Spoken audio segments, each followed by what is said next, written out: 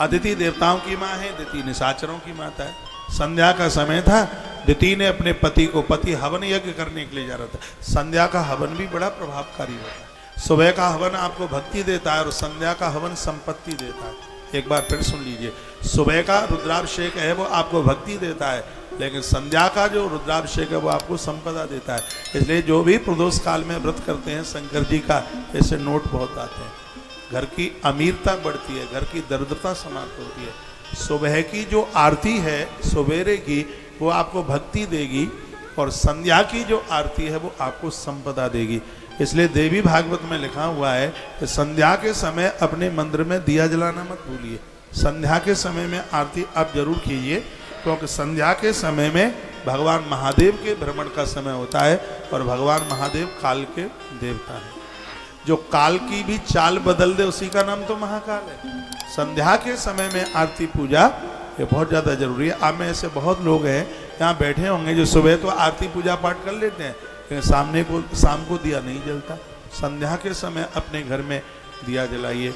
जिन घरों में दिए दीप जलते हैं उन घरों में महामारी, बीमारियां और उस घर में किसी की अलाय और बलाय टिकती नहीं है, ऐसा कालिका पुराण के अंतर्गत लिखा हुआ है। ये घी खाने में बहुत फायदा करता है। मैं आपको निवेदन करूंगा, बिना चुपड़ी रोटी मत खाया करो। लोग कहते हैं घी से कोलेस्ट्रॉल बढ़ता, कभी भी नहीं बढ़ता। हमने आजमा के और लोगों पर इसको यूज करके, प्रयोग करके देखा है। सूखी रोटी भूतों का भोजन है। नाम के आगे जी ना हो और रोटी पर घी ना हो तब तक स्वाद ही कहाँ आता है। नाम के आगे जी और रोटी के ऊपर घी ये हो। गौशालाओं से दूध मंगाइए, जहाँ गाय भैंस रहती हैं वहाँ से दूध मंगाइए। मक्खन अपने घर निकालिए, लोनी निकालिए, घी बनाइए। पूजा पाठ के लिए, रोटी चौपड़ने के लिए घी तो होना ही चाहिए। घी दिया बाती में कॉटन रुई की बत्ती बना करके, हमारे यहाँ तो ग्रंथों में 1 लाख बत्ती जलाने की महिमा बताई गई है। जो लाख बत्तियाँ भगवान को जलाते हैं उनके घर में गूंगे बहरे बच्चे, मूक बच्चे जन्म नहीं लेते, अज्ञान समाप्त हो जाता है। ऐसे लोगों को ऊपर की यात्रा करते समय जहाँ पर भेड़े मिलते हैं, जहाँ पर भेड़िए मिलते हैं, सिंह स्यार मिलते हैं, और जो दीप दान करते हैं उसकी इतनी बड़ी महिमा है। मुझे दिया बहुत अच्छा लगता है। हम लोग सूर्य नारायण के भगत हैं, लेकिन एक बार मैं दिया जला रहा था तो मुझे लग रहा था कि दिया मुझसे कुछ कह रहा है। दिया ने क्या कहा, मैं अपना अनुभव आपके बीच में रख रहा हूँ। दिए ने कहा, सुन बेटे, मैं सूरज नहीं जो शाम होते ढल जाऊंगा। बेटा मैं सूरज नहीं जो शाम होते ढल जाऊंगा, मैं तो एक दिया हूँ, जब जला लोगे तभी तेरे काम आऊंगा। ऐसा दिया। सुबह शाम दिया जलाइए। घर में आरती होती है, आरती में खड़े होइए। जो आरती का अपमान करते हैं, सच है वो स्वान बन जाएंगे, कुतरा बन जाएंगे। आप कभी भी देखना मंदिरों के पास जब आरती होती है तो ऊपर मुंह उठा करके कुत्ते रोते हैं।